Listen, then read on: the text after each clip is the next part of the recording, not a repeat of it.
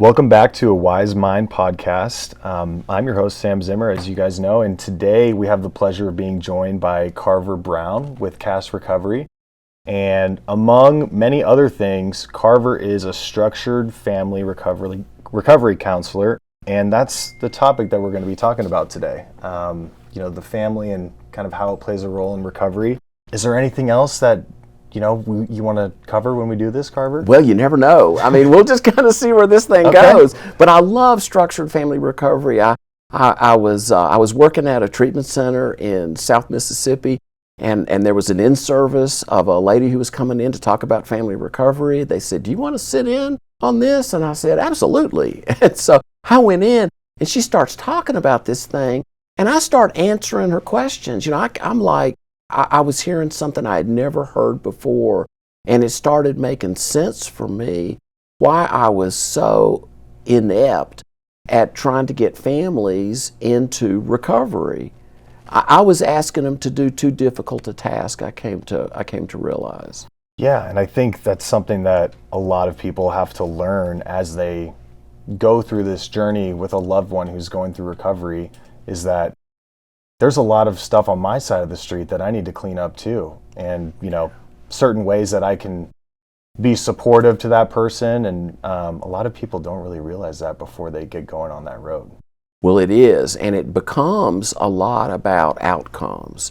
So the way it was first explained to me as I'm sitting in this in-service is she starts talking about outcomes. And, she says, these days, and this is now, I'm going back almost 15 years ago, and this is in South Mississippi, very much 12-step land. Mm-hmm. And so she's talking about 12-step recovery, and she says, the numbers of the people who go into 12-step recovery and manage to stay sober the first year without a slip, these days is a woeful 5%. Mm-hmm. And, and I could feel the truth of that really sink in. And she said, of course, people that go to treatment do better. Now, there's all kinds of treatment programs. There's very short treatment stays. There's detox only. There's wonderful places like Sabino that are doing cutting-edge therapies and looking at trauma.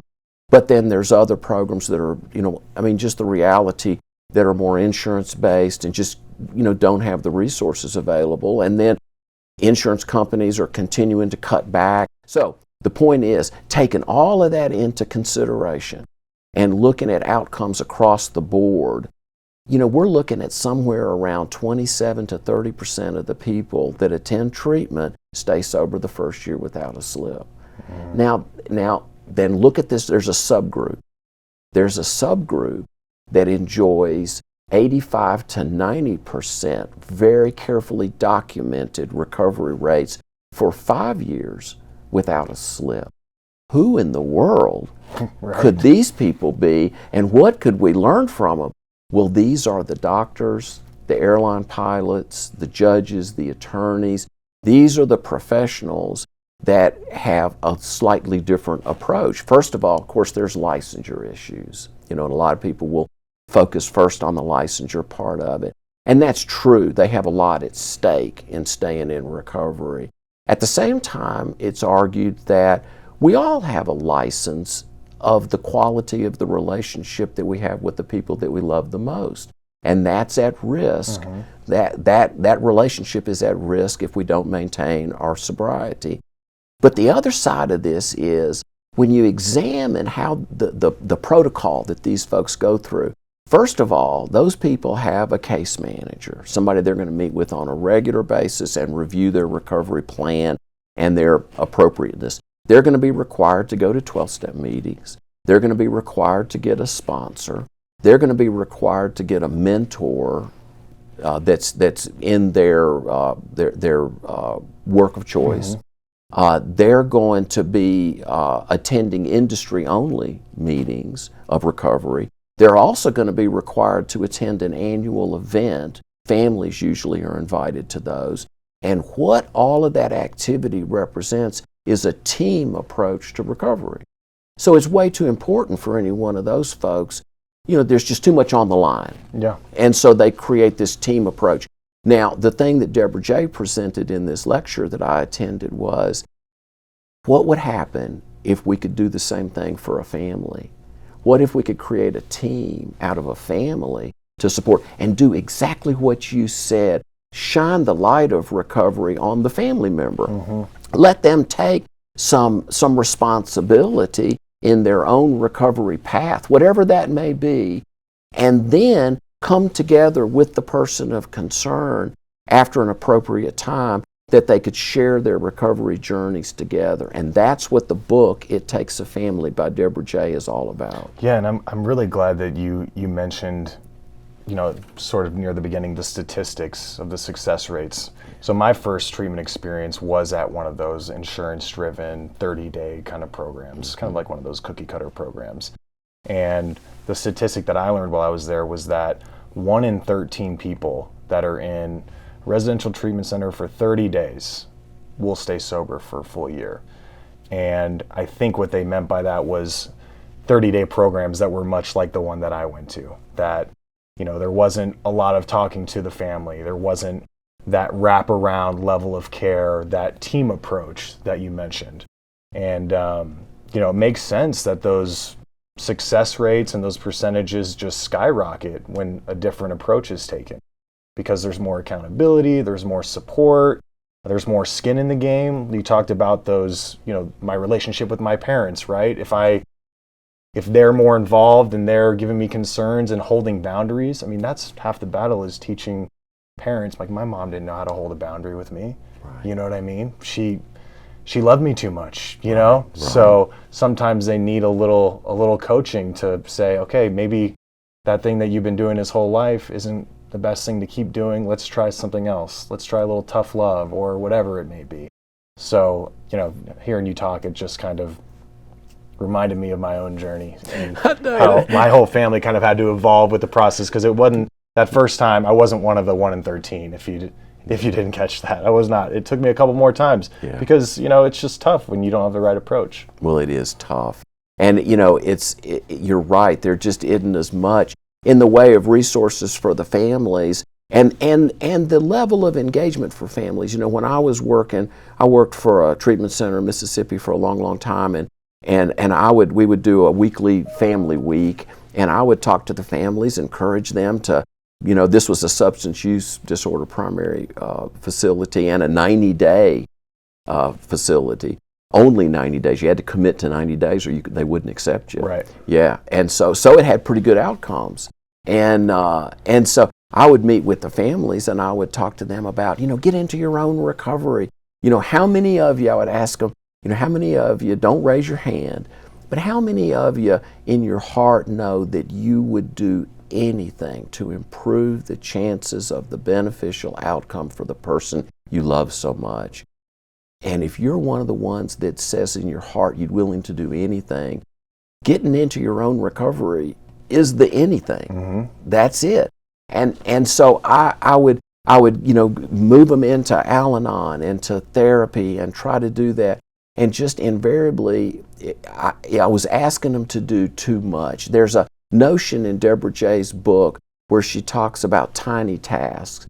Take a big project and break it into smaller, tinier tasks. So one of the things that we do in structured family recovery, as is outlined in the book, It Takes a Family, is we don't ask families to just jump in and join an Al-Anon meeting. We ask, the first thing is just find out where they are in your area.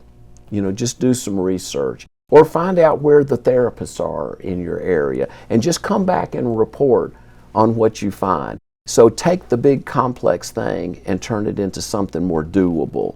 Because I can get them to do that, right, to do the research.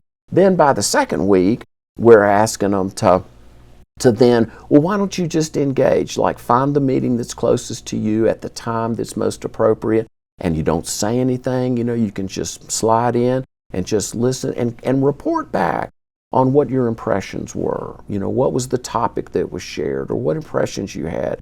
And this is a way to take something complex and make it into simpler steps. What do you think about that? Yeah, well, it reminds me, so I'm seeing a lot of this through stories I've heard from my parents as they went through, it's been 7 years since I've been sober, so I've Congratulations. thank you so much. So I just, that jogged my memory of another time. So my parents, when they started going to Al-Anon meetings, they were kind of nervous about it. And it's not that they were ashamed of me or embarrassed about being my parents, but they were just, similar to how I maybe the first time around didn't want to tell everybody and their mother that I was in recovery. They didn't want everyone and their mother knowing that their son was struggling with addiction. But one of the first meetings they went to, they saw one of my dad's really close work colleagues. And wow. You know what I mean? So it really normalized things. And the same way I found out, when it finally clicked for me, I was telling everybody. I was proud of the fact that I was in recovery. So people were saying, hey, what are you doing here in Tucson? And I told them, I'm here because this is where I got sober and blah, blah, blah, blah, blah. And then they would say, most of them would say, I have a brother, I have a sister, or my dad struggled with that. And all of a sudden it becomes this totally normalized thing where it's like all it really took was just being open about it. And, same thing with my parents, going to Al-Anon and connecting with other people who are going through the same thing. It's that, again, that group approach. They felt safer knowing that they weren't alone in this, that they had peers that were going through the same thing. So that is so true. Yeah. And it's interesting. It's what came up for me as you said that was there's still that stigma out there, and maybe the stigma is more powerful on parents maybe than it is on those of us. And I'm like you. I'm 18 years. Oh, congratulations. Yeah, thank you. Yeah. And I didn't get to come to a nice place like this. Oh my gosh, I was in this little jitter joint in Mississippi. It was a little psych unit, and I didn't get the benefit either of family program or anything. But I was terrified. Right. I was like, oh my gosh, my life is over. And so I dove into recovery, and it was interesting because I think that stigma still exists, and I think that plays a big role in a barrier. But when you drop the veil, you were saying about families with that have addiction within the family system. I can't find a family. Show me the family that doesn't somewhere down there. Show me Uncle George or somebody back there that doesn't have a mental health issues. Yeah. It's everywhere, and it's getting more pronounced ever and ever. And COVID didn't help. Did not. I mean, most of the interventions that we had done prior to that had been all substance use. But now it's starting to become more and more mental health issues. We're seeing people that, anxiety and depression and just other disorders that have materialized due to the isolation present in COVID. We're seeing a lot of people who were marginalized and coping, and yet then that isolation just pushed them into a place where they needed some residential care. Isolation will do that, Me, at least, alone with my own thoughts for months on end in quarantine. If I'm not working what I need to be doing, then it's going to turn out pretty ugly. It's a crime scene up here. Right. A lot of people don't have those tools. I'm just grateful I had them. No kidding.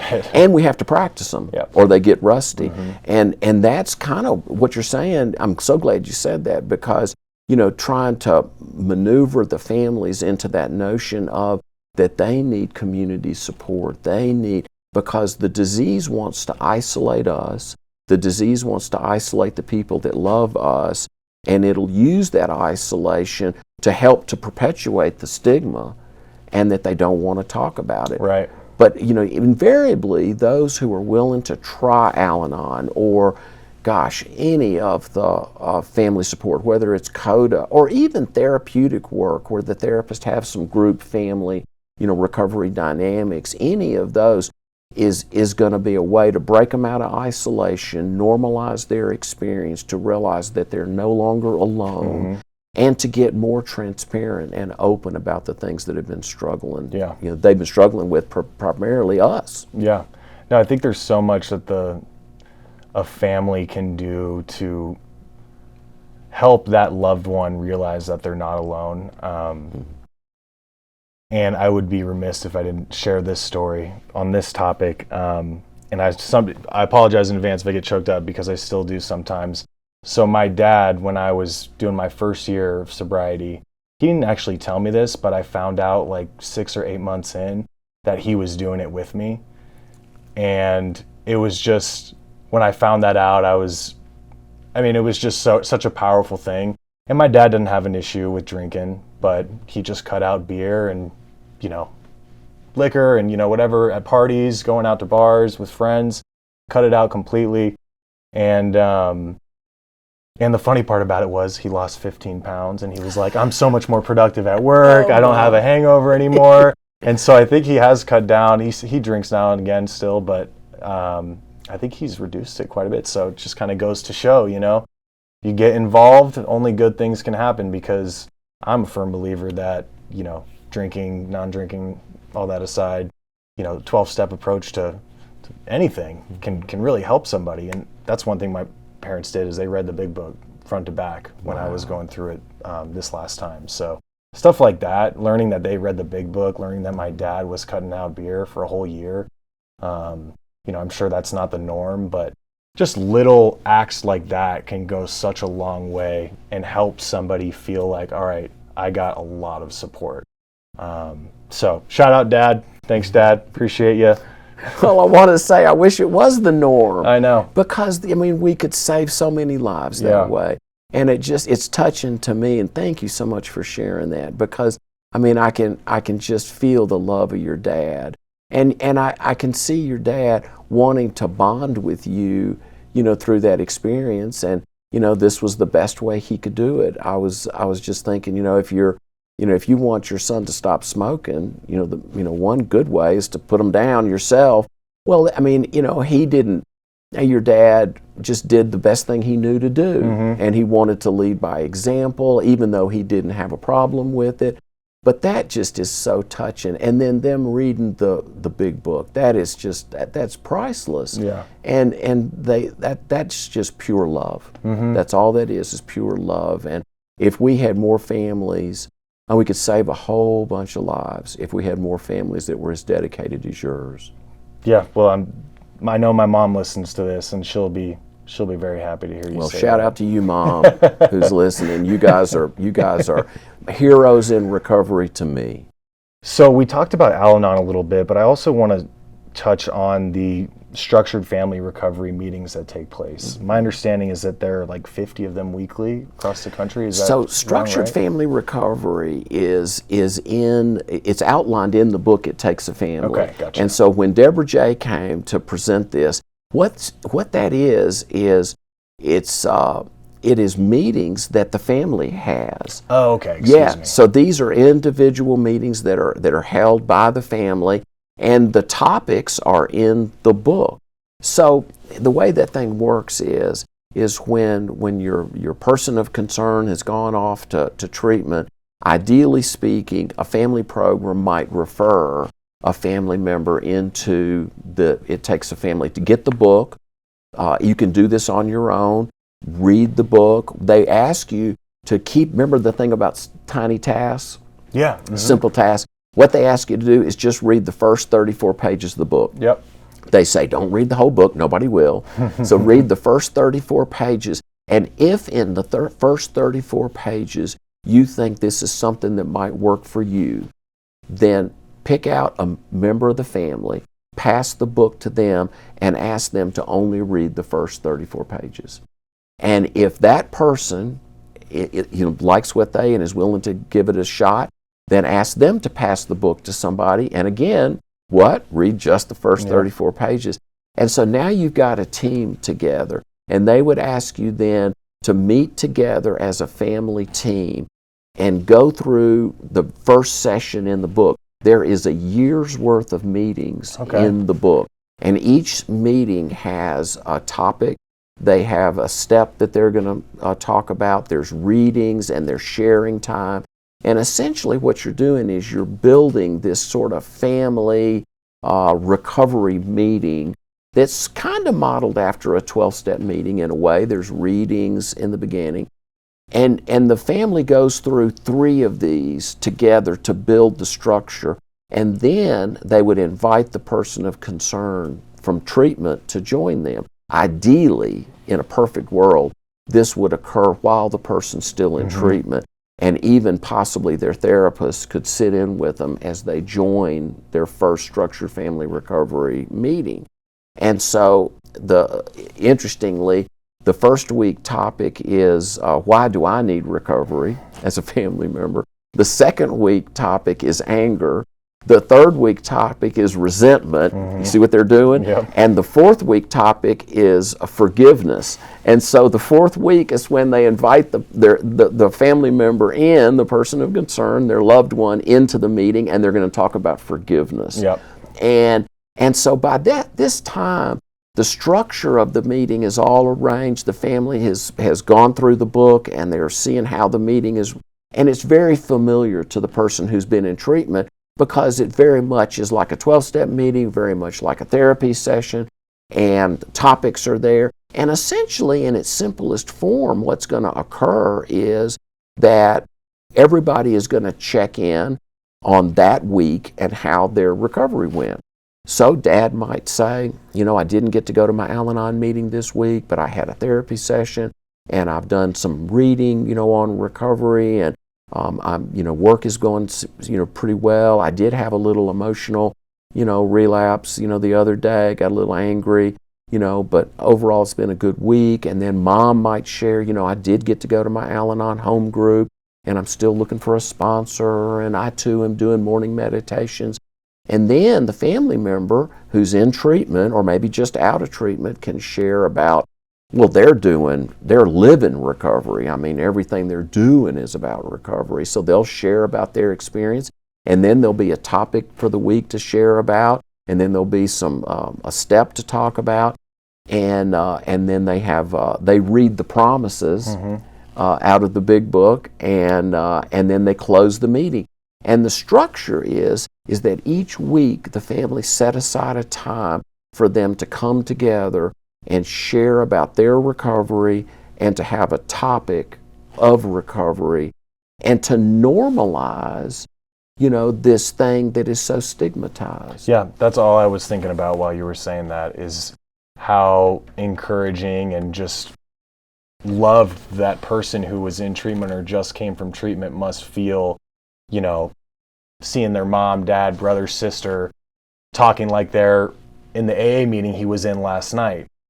If that was me, I'd be like, oh wow, like they care a lot, and they get it. They're using the same lingo that I know, and we can actually bond over this stuff, Exactly. Yeah. And you waited, if I heard you right, waited a year to hear that your dad had stopped drinking. Well, imagine what would have happened if you'd have found about his commitment to his own recovery there right at the beginning. Yeah, no, I think I found out like around 8 months, but like you said, like it would have been cool to know a little earlier. But maybe it was cooler. It might have made a difference, Yeah. But the interesting thing is, I think you nailed it. Is being able to come together, destigmatize this thing, talk openly and honestly.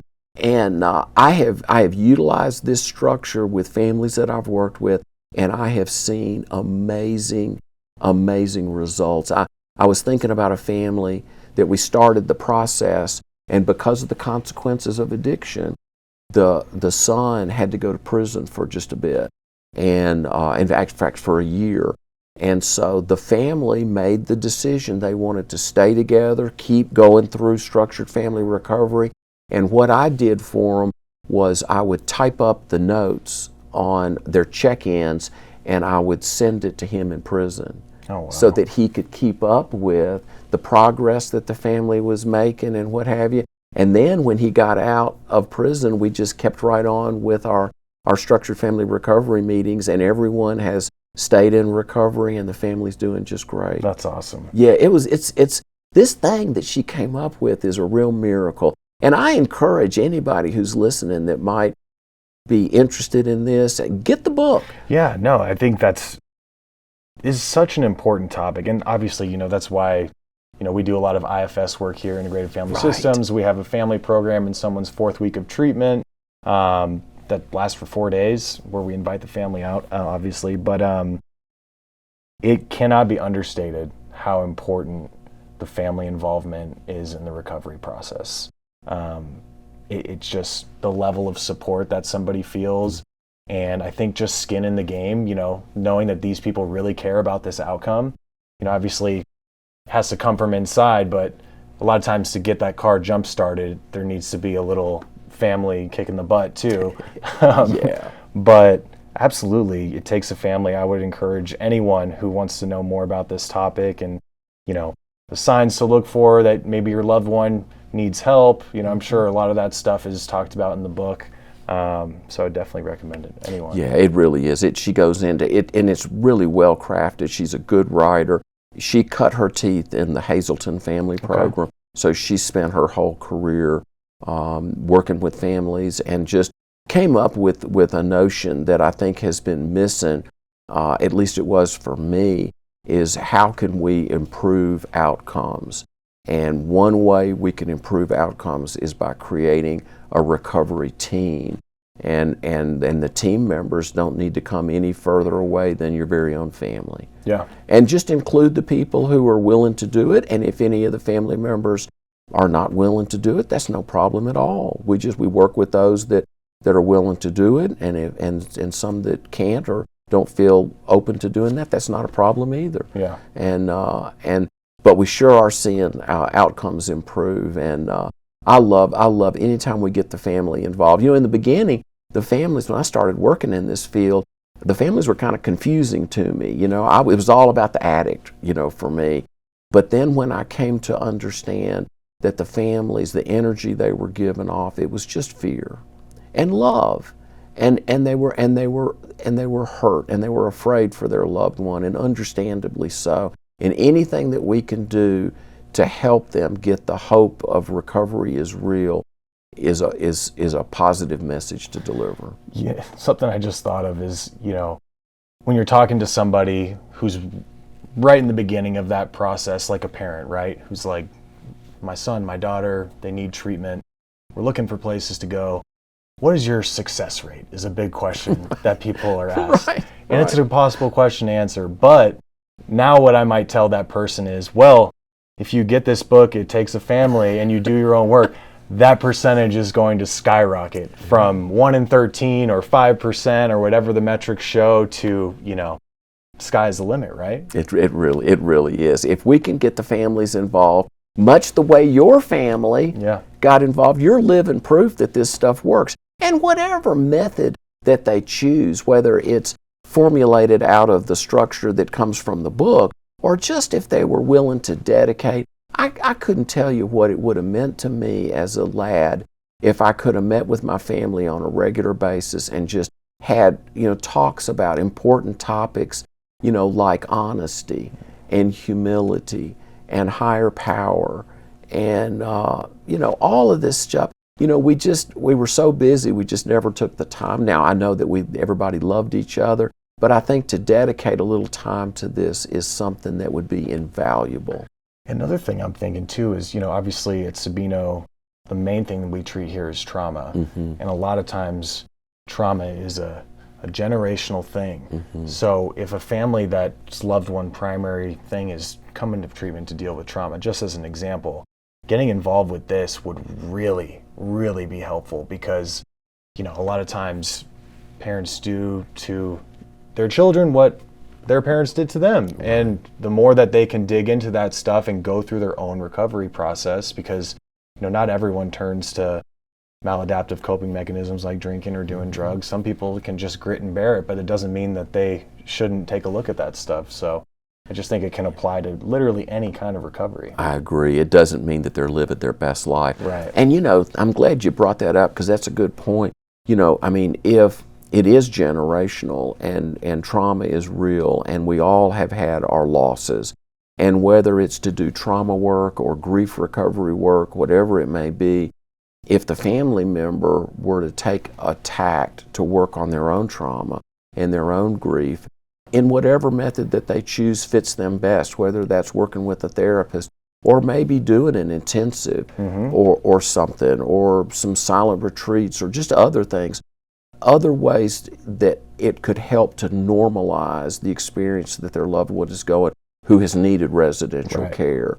And I think that there's healing and hope for the family. There's healing and hope for those of us with substance use disorder, and there's healing and hope for families too who are willing to engage. Yeah, family needs to heal too. Yes, they do. Gosh, we could talk about this all day, couldn't we?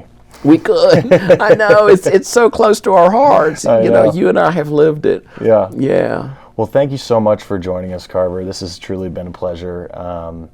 And yeah, I think this is one of my favorite podcasts we've done yet, just because of how important it is and how connected we both are to it. So I really appreciate you taking the time to come on with us. Thank you. It's a great honor to be here. I'm so delighted to be asked to attend. Thank you so much. Of course. And to our listeners, thank you for listening to A Wise Mind podcast presented by Sabino Recovery. To listen to more episodes, just search A Wise Mind presented by Sabino Recovery in your chosen podcast platform. We discuss topics that can be difficult to process on A Wise Mind. There is no shame in seeking help. For resources or to find someone to talk to, please visit the links in the description below.